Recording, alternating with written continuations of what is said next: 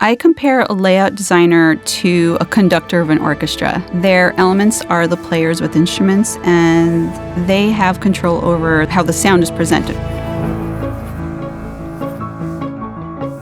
The layout designer is responsible for considering placement of all necessary visual elements of the content at hand and really have control over how that content is presented or perceived. So we look at spatial relationship of items and how they work with or against each other. We look at scale. Where does your eye go when you get to a page or a website or an Instagram post?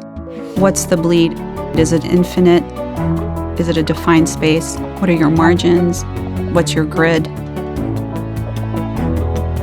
And looking at color, typography, and photography and how that all harmonizes with the white space. So it's about symbiosis, harmony, and unity.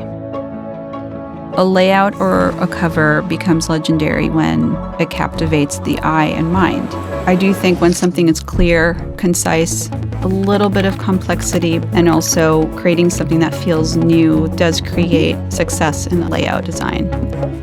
Every platform has its own function, and therefore they each have to communicate an idea or a message or a story or an article, but each platform has a different level of attention span. So you have to take into mind your overall breadth and tone and use that approach across the board, across platform. If you can create an image that emotionally speaks to your target and you've made them connect with the content somehow, then I feel like it's 100% success.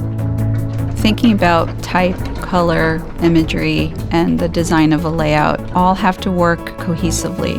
Finding that right balance of each of those elements is key, and one can be more powerful than the others. However, it needs to serve a purpose and make sense. And it's really a beautiful thing if you look at those elements separately, they're one thing, but then when you combine them with those other components, it becomes something else.